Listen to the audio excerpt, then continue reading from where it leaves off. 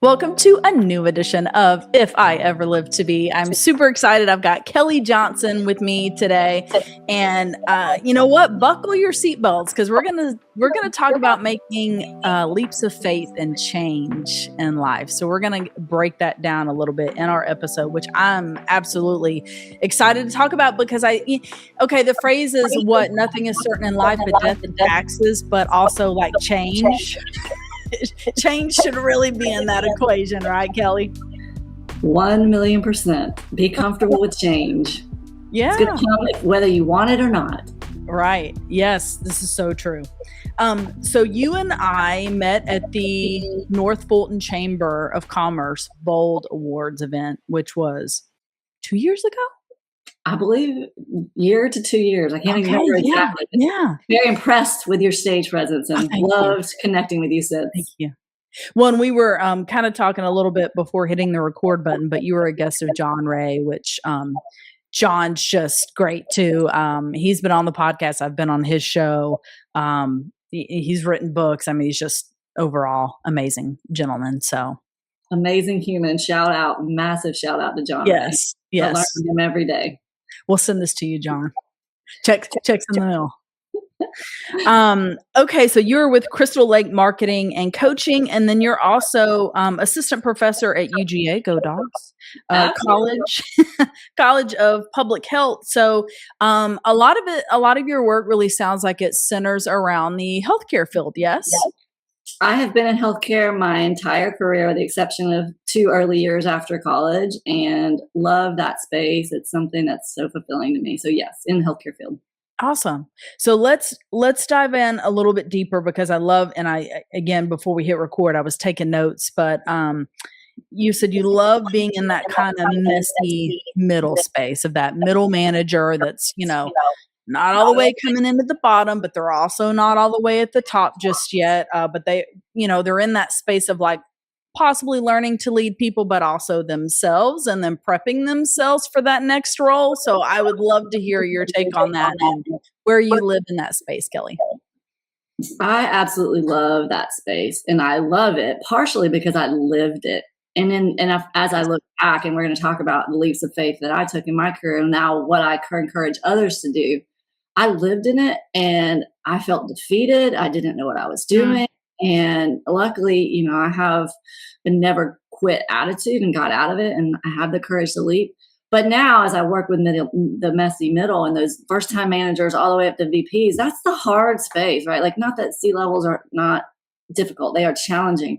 But a lot of that responsibility and the culture is built in that middle. And so how do we help those middle managers become leaders that we want to follow and give them the tools, give them the skills, giving them that confidence, be their cheerleader when needed, but also be that voice of reason to say, okay, blind spot here, to help them achieve whatever definition of success they have for themselves, whether it's be a CEO, whether it's build a business, whether it's to continue moving back to an individual contributor role, because that's what fulfills you, right? Like whatever that looks like. I mean, I'm getting chills right now talking about it because those people, when they work with someone, whoever it is, and they see that there's a path for them and they don't have to be like everyone else and they live it, it's so fulfilling to watch their journey. Yeah. But I just have so much passion for those individuals. Yeah. Well, and I can feel that. And I mean, you're right. You said something that's so important. I mean, CEO role, you got different challenges, right? When you reach that level, but I almost think of that like messy middle person.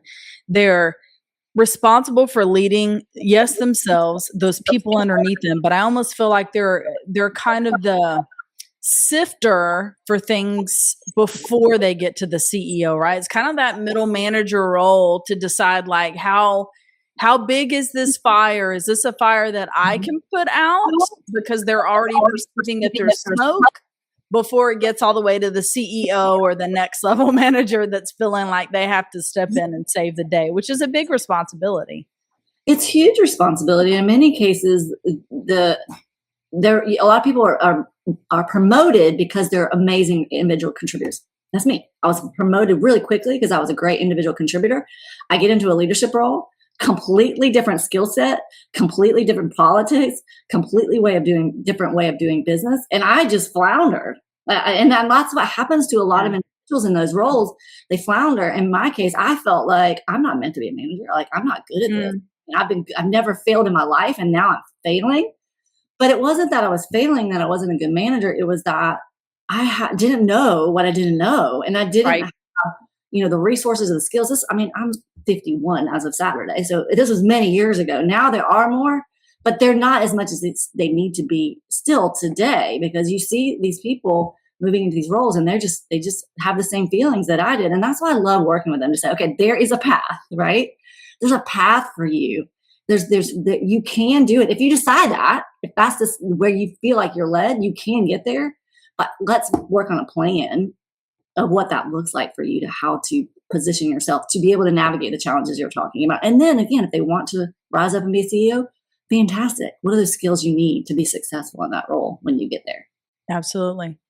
So let's talk, because this sounds very personal to you, Kelly. So let's talk about your journey a little bit. How did you overcome where you felt like you were stuck? So, because what I feel like I heard you say is, like, obviously you were given that position for a reason.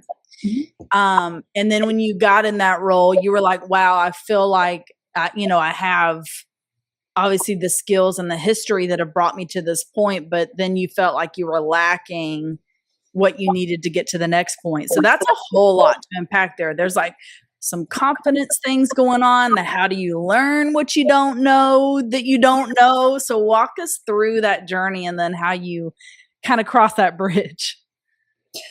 Sure. I was raised by parents that luckily taught me to never give up, and to try new things, and to jump out of your comfort zone. Yeah. That was something that helped me navigate that situation. And you'll see throughout my life, and I'm not going to go back to early days, but I've seen how early decisions that I've made in my life, and taking courage to jump when the jump may not have been logical to anybody else. And I'll talk about a framework that I've developed later. But I've did the deep work to understand myself and what was best for me to make that leap. And that took was a kind of a precedent I set before I got to this example where I was in this middle manager role, and I just felt like I was failing. And then I had a child. And so at that point, I listened to myself, right? Like, this is not where I want to be. I don't feel fulfilled. I feel like a failure. So again, like, to your point, massive confidence to my confidence. I was an elite swimmer. I was an All-American swimmer. I had never failed in my life. Won all these leadership awards, done all these amazing things. And then I get promoted. I'm on that track to where I think I should be. And then I feel like a failure. So at that point, I took a step back, and I said to myself, and because I had a young child at the time, when you have a baby, it kind of changes your world. And I said, you know what? I don't want to be on this fast path to management. I don't think that this is the right path for me. So I took kind of a lateral move and said, okay, I want to go back to that individual contributor role for a while. And, that sounds like it took a step back. And again, logic would tell me, why are you doing that? You're ruining your career. You're not going to achieve, and I had those voices in my head, but I knew, because I listened to myself. And if you talk about my framework, that's step number 1. And the framework is L.E.A.P, LEAP. Listen to what your voice in your head is telling you. And my voice in my head said, take that individual contributor role and do a great job at it at this stage in your career. And I knew that who knows where the future would bring, but I knew that that was the right thing to do for me. When everybody else was questioning me and telling me that's not smart, don't do that.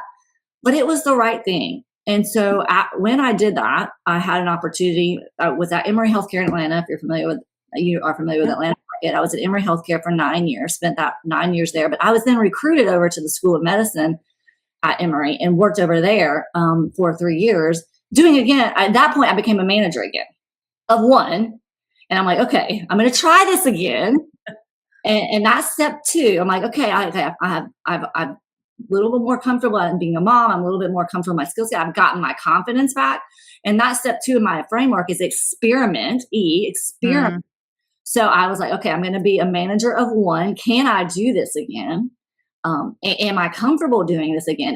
Was it my what happened to me before. Like I didn't have the skill set, or I just didn't know what I didn't know. So I took that experiment and I said, I can be a good manager. It's just, I have to do the work to learn how it's different. So at that point, I started getting mentors, advocates, listening, reading. Okay, how do I become a better manager? And that's what I did for, as I evolved in that role. But then after 3 years, I moved to a different town and I opened my business. And in my business at the time, I was doing marketing strategy and consulting, where I would lead teams informally. And I would bring people in under me in my business in marketing. So I was able to expand that even more through my business, bringing in people with me. And I'm like, I am actually a good manager. People like working with me. So this is not my words of the past don't define my future. And that's, as I kind of think about that in terms of my framework, is that adapt, right? Like, so, okay, I've done my leap. I've done my listening. I've done my experimenting to say, okay, what's really in that path? And then adapting to be like, okay, I can do this. Let's expand this. And what does this look like for me?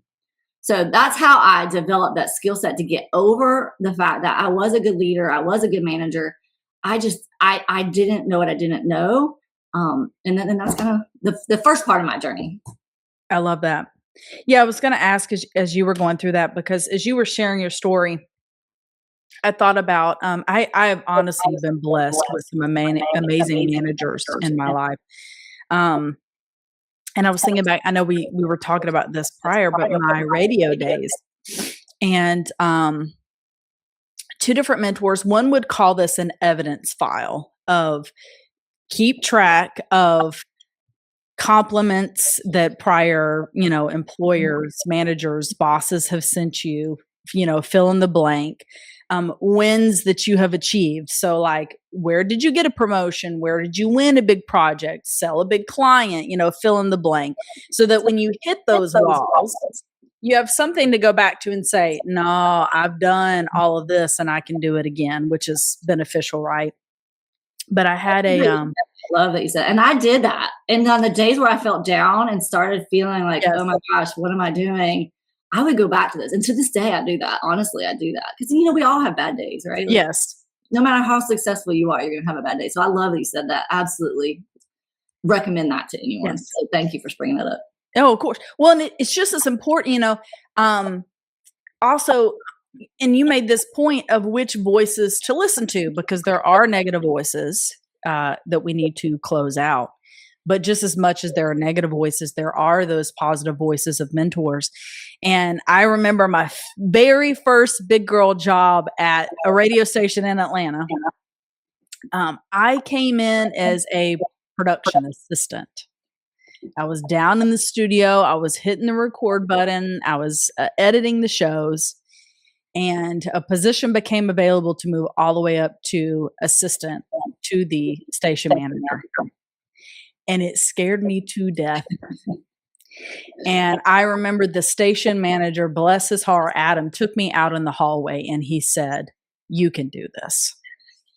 You can do this.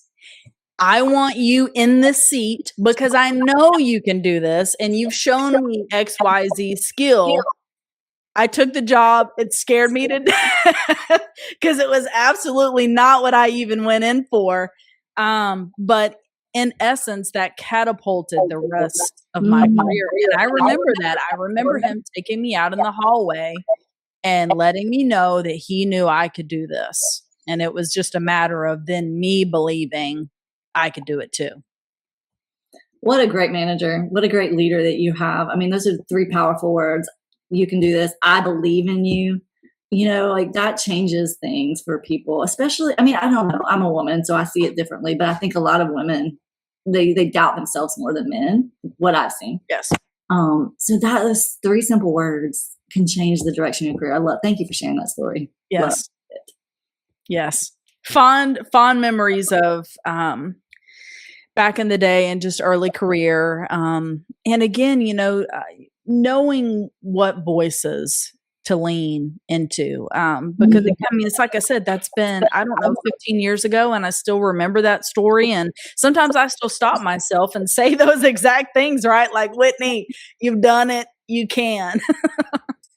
I mean, such a powerful, powerful point as well. I mean, there's so many people who are going to be naysayers, right? And so I love the point about who are you going to listen to, and how do you choose those people? How do you keep those people? And not that you don't need some people who will candidly give you feedback.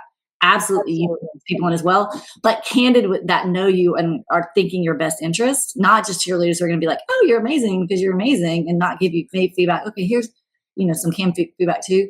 But there's always going to be naysayers, and how do you block those out? If they're naysaying everybody, you're hearing them naysaying everybody. There's an issue there, right? So I love that. So thank you for sharing that as well. Such a great point for those messy middles, because they get stuck, right? They get stuck. And hearing that more than they hear. They could have 10 positive and that one negative. And what are they hearing sometimes? Yes. Thank you. Thank you again. That was a fantastic point too. So let's talk a little bit more about this idea that life's kind of this series of decisions. Sometimes I feel like we make a bad decision and we feel like that's going to dictate the rest of our lives, and it doesn't have to. The other thing I thought of when you said that was, and I keep, for all the listeners that are like regular listeners of the show, I keep using the same analogy of a tapestry. That there's this beautiful picture on the front, but it looks like a mess on the back. I felt like that's what that is. It's a series of decisions. It's a series of threads and ties and knots that come together to form this picture. So I'd love to hear your take on that, Kelly. Oh, I love the example of a tapestry. And I use that with my students as well at UGA. So I teach in the Masters of Healthcare Administration program, and they're 22, 23. They're right out of college. And a lot of them think they have to have this straight path, right? And they think that if one step, like I took, which could be considered a step back, and people will be like, ew, and people were like, why'd you do that? And looked at me different. But for me, it was the right thing. So again, almost everybody, and I have many guest speakers that come to my class, they talk about that shift and that messy place to get where you are.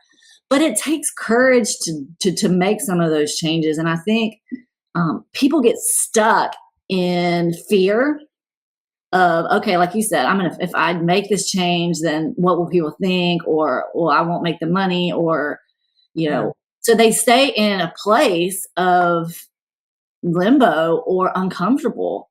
And I refuse to sit there. And I've made so many decisions in my life, and everyone has given me confidence to make the other. And I refuse to sit in that uncomfortable. And that's the whole start of my LEAP framework, is that listening to yourself. If you're continuing to have this feeling or this discomfort or something that's pushing you to something different, listen. I'm not saying act on some crazy whim right away, but listen to it.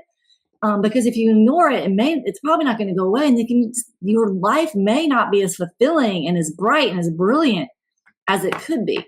So listen to those voices in your head to say, what is this? Like, analyze it, reflect. What is it? And potentially get a coach or a mentor, a sponsor, or whoever to listen, to evaluate. What does that mean?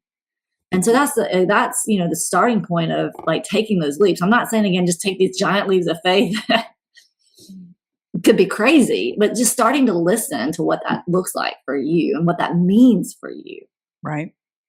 And I'd love to kind of dive in, just as you were talking, it kind of made me think of this question, Kelly, is this definition of success. I feel like, I don't know if it's the world of AI and cookie cutterness. That's not really a word, but I just made it one.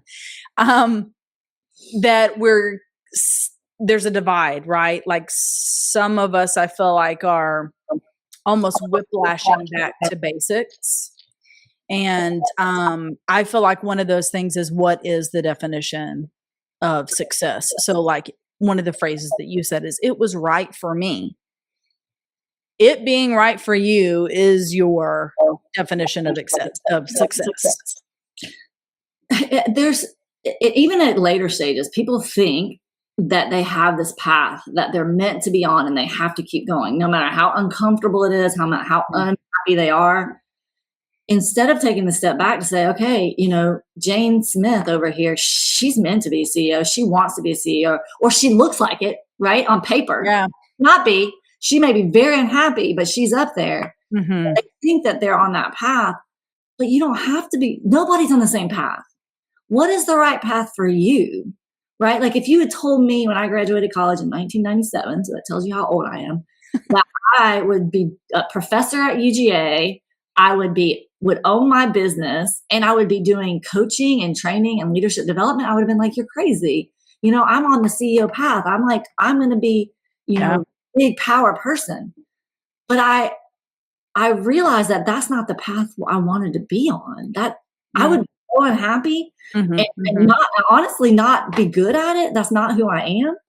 So I listened to myself and said, okay, what is my path? And that's one thing I really try to work on with everybody I come in contact with is you don't have to be on someone else's path. You're on your own journey, and own that journey. Be proud of that journey because it's your journey. It's not someone else's journey. And don't put these people that you have on pedestals and think they have it all together and are perfect. They may or may not, but that's making up in your head. Go on your journey, live your journey, and be proud of that journey. And don't compare yourself to others. And I know that's hard, especially for early career people, but it's so important. I love that. I love that. All right. So we have LEAP. We have L's for listen. E is for experiment. A is for adapt. Do we get P? And P is pursue. Okay, so you've done the work to listen. You've experimented. You're not just jumping in head first to something that's just this crazy blind idea. And some people, come to me and they want to build a business. And I'm like, okay, why don't we start a side hustle first, right? You listen to your voice in your head. You want to go out on your own. Okay, let's experiment. Let's not just, some people do, it works out well and jump in. And I did it because I didn't know what I didn't know, and it worked. Luckily it was successful, but let's start a side hustle, see how you like business development, because it's the biggest issue new businesses face, especially solopreneurs, small businesses.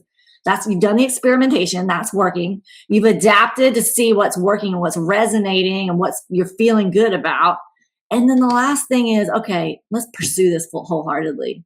So just to go back to the end of my story, 4 years ago, I decided to pivot away from my marketing business and go into executive coaching and leadership, which is to some people they're like, you're crazy. And my husband was one of them. Like, she's like, you have a very successful marketing business. You get paid well. We have a very good lifestyle. You can live the life you want to lead. But there was something in my head that kept pulling me back to what I've always done in my career, which is mentoring, coaching. And I took a leap of faith and started experimenting. I got a coach myself. And then I started experimenting and doing some of the coaching, found out what my niche was in coaching. And then at the end of last year, I jumped into it full time, which is scary. In the coaching world, only about 10% make it after 2 years in coaching. And there's a massive amount of coaches out there.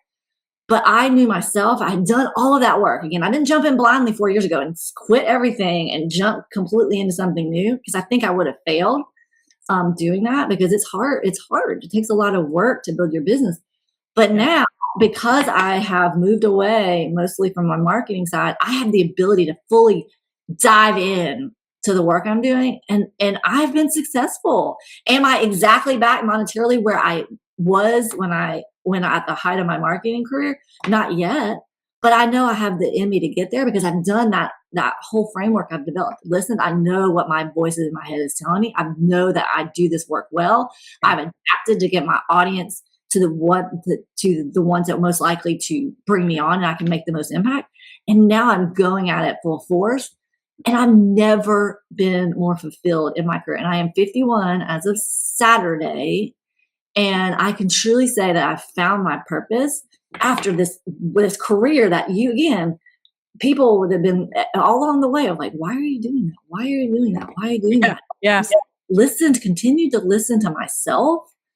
And no, I did not want to live in that uncomfortable, not unhappy, but not comfortable space. There was something just nagging at me.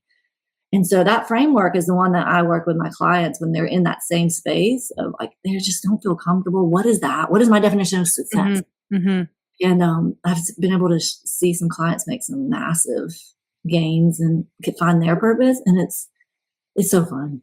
It's so fun. I love that you said that because I'm gonna nerd out. I get to nerd out now on marketing. Um, because I feel like marketing can be like a dirty word. Because I think a lot of times when we say marketing, some people hear sales, which is kind of related, but not totally right. There may be, we could call them sisters because one does impact the other, but that's not the only thing marketing does. And I think after you've been in it for so long, in a way, you were already an executive coach. If you think about marketing as branding, how you show up, we are a brand as leaders. As a person, you are a brand. You may not be aware of it, but you are a brand. There are certain things that you say, the way you carry yourself, the way you dress, what you are known for, executive presence, if we want to use that term. That is all your personal brand. And when you think about it, I think about some of the work I do of like coaching people in front of the camera and, almost like we were talking about earlier before the show of like, take your time, enunciate your words, take breaks in the middle. We don't have to fill the space. To me, that is all a part of coaching. Oh my goodness. Oh, I love that you bring that up. And absolutely. And yes, I learned from you and I'm still learning from you about how to be a better speaker. I'm just going to put that out there. Again, that's what attracted me to Whitney at first was when I was on this journey of I have to become a better speaker because of my brand. Yes. Right? To your point about your brand. Yeah. So absolutely. I mean, I was doing that work in my marketing business throughout my career, positioning myself and coaching others and leading others. So it was a natural extension for me. And I think that's why it's been a little bit easier than most coaches to come into the coaching space. I have peers who are brilliant in the healthcare space, physicians, PhDs, all the things, but they don't have necessarily the marketing background, the sales and marketing sales. I consider them partners. Marketing and sales background, and I have both, and understand the relationship side of building a business, and because I've built a business before, so it was an easier transition for me because I had the marketing, I had the sales, and I've built a business before. This is my second business I'm building, but thank you for bringing that analogy up. Thank you. Yes. So Kelly, 2 more questions before I let you go. I definitely want to give you the opportunity to just share your contact information and how people can reach out. If this is, especially if they're in the healthcare space and this has sparked a need in their career path. Sure. So I'm very active on LinkedIn under Kelly Frazer Johnson. You'll find me with a big smiley face. On LinkedIn, I post content daily. And so, yeah, that's the best place to find me. I have a website, crystalLakeMarketing.org, but the LinkedIn is updated, weekly. But yes, I mean, even if I'm not the right coach for you, I have many colleagues, and we are talking about you that are phenomenal executive coaches. Randy Hain is a mentor of mine who Whitney considers a mentor of hers. Brandon Smith, I follow him. I consider him a guide. I don't know him as well as Whitney does, but some phenomenal coaches out there can help individuals find, their path, right? And so, whether it's me or someone else, I highly recommend, when I got my executive coach 4 years ago, I credit her with transforming my life, helping me find that purpose and get to where I am today. So again, I will just put a shout out to all coaches out there for the amazing work and just encourage whoever that works for you, anybody listening, find the person that you resonate with and bring them on. It could really transform your life. I mean, I've lived it and couldn't think more highly of the work that coaches do to help people. Absolutely. It's really an unbiased, trusted voice, right? A coach comes in and they're going to examine things from all angles and provide the feedback that you need to make those changes. Absolutely. So my last question that I ask every guest is, what does Kelly want to live to be? So essentially that's like at the end of the day, what do you want to be known for? Kind of what's that legacy? What do you want to leave behind? And it can be as simple as, when you have someone that you are coaching and they come in your office and they leave, what do you want them to walk away with? Well, so again, as a marketer, my brand is Crystal Lake Marketing and Coaching. And so my legacy is leaving an impact that's going to create a ripple effect on others. So, I'm in coaching, Jane Smith, and hopefully they'll see through me and the work that I'm doing with them, that they bring on to the people that they lead or the people that they interact with personally and professionally. That is what drives me. I can make its impact on a certain number, but how can we spread those warriors out so that we're creating a culture, not only professionally, but personally, that we want, and create a world that we want to live in, of kindness, of helpfulness, of caring, of empathy. That's what I want to be remembered for, that person that lived that and then worked and did professional work for that. And again, the ripples are going out into the world. I love that. Because that is so true, right? Perhaps that is the ultimate success, Kelly, is that whatever, change we do in our lives, it doesn't just die with us, but goes on, be it family, friends, coworkers, whoever's in our path. Absolutely. That's good. Yes. Thank you. Thank you. Well, you are a light. Thanks so much for coming on the show today and just sharing with us and walking us through this framework too of LEAP. I love that. Well, thank you for having me. I am just passionate, as you know, about creating a better world and creating better cultures. And I appreciate you letting me share my message. And I love learning more about you and your work and the impact you're making, because you made an impact on me. Thank you. Well, that has made my day. Mic drop moment. That's made my day. We're done here, folks. I do not say things I don't mean. You will find that out about me as well. You made an impact. I remember you vividly from the first time I saw you on stage. So thank you.